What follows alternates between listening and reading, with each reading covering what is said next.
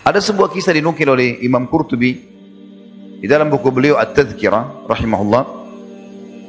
Beliau mengatakan ada seseorang di zaman kisah salafus salih dulu, kisah klasik. Dia pada saat umur 40 tahun sempat dia melihat di jenggotnya ada satu rambut berwarna putih. Maka dia pun pergi ke Masjid Nabawi di Madinah. Kemudian mulailah dia bergelagat seperti orang yang gila. Ini ceritanya seperti itu. Maka setiap keluarganya datang mencari dia di malam hari untuk supaya pulang. Dia seakan-akan membuat dirinya orang gila. Ucapannya tidak teratur. Sampai keluarganya pikir sakit nih ayah kami. Hartanya banyak sekali dia, orang kaya raya. Kemudian dia lari di sekitar kuburan Nabi SAW. Begitu terus setiap hari. Akhirnya keluarganya memikir mungkin ini sudah gila ayah kami. Jadi setiap hari mereka cuma bawa makanan, mereka bawa baju ganti, dia ganti bajunya. Ini berjalan sekian tahun, hampir 20 tahun berjalan seperti itu keadaannya. Maka yang terjadi ada seorang datang dari negeri Irak pada saat itu, ingin sholat di masjid Nabi SAW, menziarahi kubur beliau SAW. Begitu dia masuk ke masjid, dengan hikmah Allah Subhanahu Wa Taala dia lihat orang ini.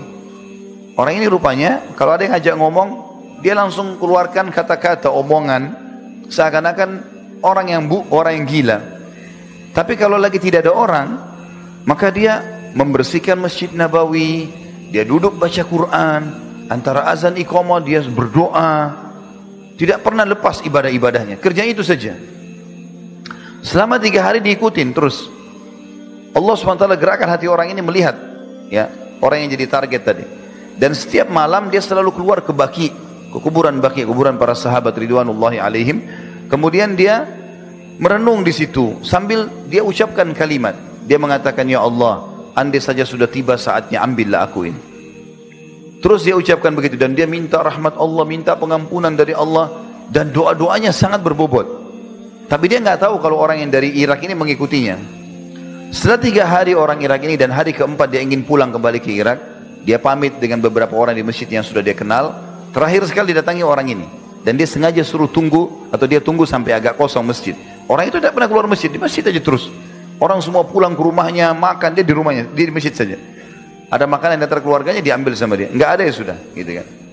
Maka yang penting pada saat itu teman-teman sekalian didatangi sama orang Irak, lalu dia mengatakan, saya mau pamit pergi, mau pulang ke Irak. Lalu dia buat seakan-akan dia gila. Artinya kata-kata yang dia ucapkan kata-kata seperti tidak mengerti apa yang diucapkan orang Irak. Lalu orang Irak ini mengatakan, ketahuilah wahai saudaraku, aku sangat yakin anda tidak gila. Karena aku selama 3 hari di sini memantau apa yang anda lakukan. Anda hanya melakukan kegiatan ini karena ada tujuan tertentu. Karena kalau tidak ada orang, anda bersihkan masjid, anda berzikir, anda berdoa. Dan perlu anda tahu, selama 3 malam ini aku mengikuti anda menuju ke Baqi. Dan aku tahu makna doa-doa yang anda ucapkan. Anda bukan orang gila.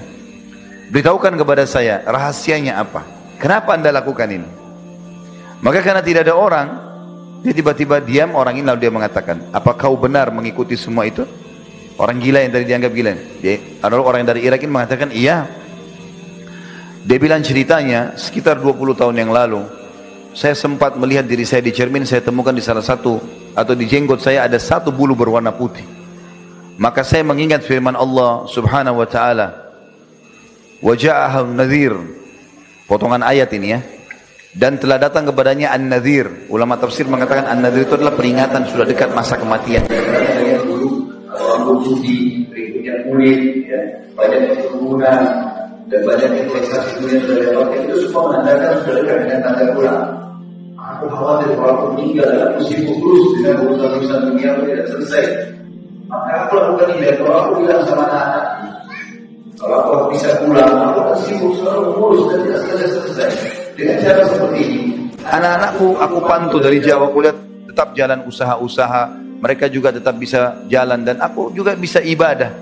Maka dengan cara seperti ini aku selamatkan diriku. Artinya ini ijtihad dari orang ini.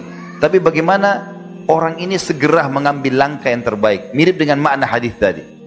Artinya ada orang berijtihad segera menuju ke akhirat, apalagi di batas umur tertentu, apalagi di atas 40 tahun sudah tujuannya akhirat semuanya, ya.